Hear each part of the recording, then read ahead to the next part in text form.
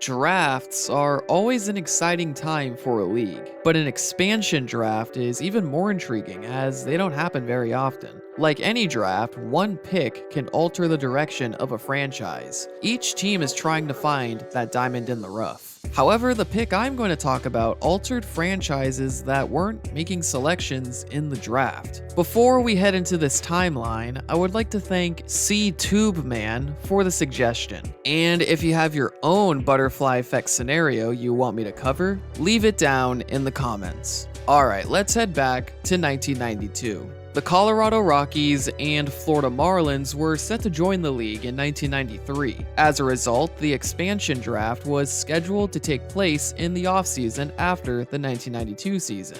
There are quite a few rules to the expansion draft, but the only ones I feel are relevant are that each team is allowed to protect 15 players on their 40-man roster, and after each round, National League teams could protect an additional 3 players, and the American League teams could protect an additional 4 players. I'm assuming American League teams were allowed to protect more players because both teams joining the league were joining the National League. So let's see the draft results. There were actually a few notable picks, including Trevor Hoffman, Joe Girardi, and Vinny Castilla, but there are 2 picks that are relevant to this timeline. The 11th overall pick, Eric Young, and more notably, the 13th overall pick, Jody Reed. Both second basemen were picked by the Rockies. Reed began his career in 1987 with the Red Sox. He provided valuable production while there. However, as Reed was set for free agency after the 1993 season, coupled with regression in 1992, the Red Sox likely did not want to pay him. It also didn't help that the Red Sox just endured their worst season in over a decade. Reed was selected by the Rockies, but he never played a game for them, as he was traded to the Dodgers the same day of the draft. Why would the Dodgers trade for a new second baseman? Well, 2 picks earlier, the Rockies selected second baseman Eric Young from the Dodgers. The Dodgers' second base spot was split between 3 players in 1992.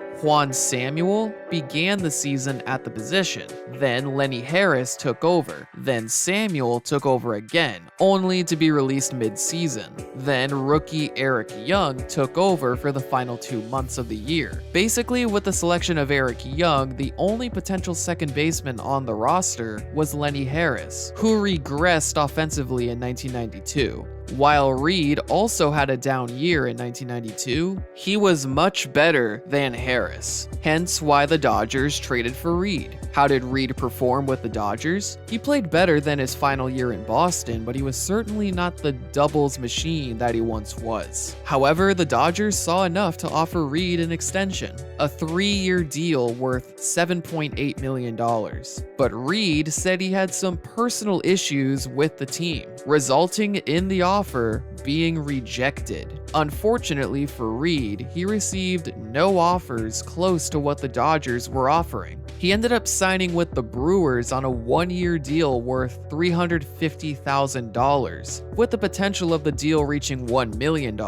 Still, this deal was much less than what the Dodgers offered. As for the Dodgers, now they have a hole at second base for the 1994 season. Well, they would trade for 24-year-old Delino DeShields, the speedy, contact-hitting second baseman from the Montreal Expos. To Expos fans, this deal was just a way for the club to save money as DeShields had 2 years left of arbitration. Michael Farber of the Montreal Gazette said that trading DeShields for a middle reliever, even one that projects for something grander, is a stab-in-the-dark deal by a franchise that keeps trading its assets for precocious children. Oh yeah, who was this middle reliever that the Expos traded for?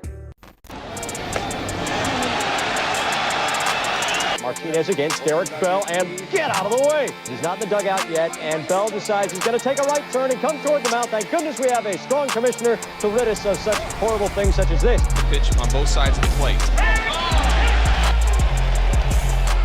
And Reggie's going to go after him. It's the 3rd time. Batters this evening. That's 4 strikeouts, 10 in a row retired. Goes lefty, and then Pedro gets deep, and here they go. The Expos acquired Pedro Martinez, a player Expos GM Dan Duquette referred to as one of the best young arms in the National League, someone who can turn into a frontline starter. His first season as a starting pitcher was cut short by the 1994 strike, but he played very well. Unfortunately, the strike severely hurt the Expos financially. The owners did not want to increase revenue sharing unless a salary cap was put in place, which obviously didn't happen. The lack of substantial revenue sharing was a huge blow to the Expos. So despite the great season the Expos had in 1994, they parted ways with many key players prior to the 1995 season. Larry Walker was not re-signed, and Ken Hill, John Wetland, and Marquise Grissom were all traded within a span of 2 days. Expos GM Kevin Malone asked ownership for more money to keep at least a couple of the players, but ownership said that the revenue just wasn't there. Malone believes if the 1994 season concluded as normal, the franchise would have experienced the same kind of renaissance as the Mariners did the following year. Booming fan interest drew in more season ticket holders and corporate sponsorship offers, but the strike halted everything. For the next few years, the trades continued and attendance plummeted as a result. By 1997, the biggest star left on the team was Pedro Martinez, who had earned his first All-Star nod in 1996. But in 1997, Martinez turned into the best pitcher in the National League, winning his first Cy Young Award. You want to know how many pitchers have a season with these parameters? 1. Pedro Martinez. If I remove the complete game parameter, another pitcher comes up. Pedro Martinez, 2 years later. But of course, he wasn't pitching in Montreal. 1 week after the Cy Young announcement, Martinez was traded to the Red Sox as he was slated to be a free agent after the 1998 season. The Red Sox gave Martinez a 6-year deal shortly after, and the rest is history. He would go on to win 2 more Cy Youngs as well as winning a championship in 2004. By the way, the GM in Boston who traded for Martinez was Dan Duquette, the same guy who was the GM in Montreal in 1993. Yeah, he traded for Pedro Martinez twice. And before I end the video, here's a couple of thoughts to think over. After the 2004 season, Martinez signed with the Mets. The Red Sox received a compensation pick,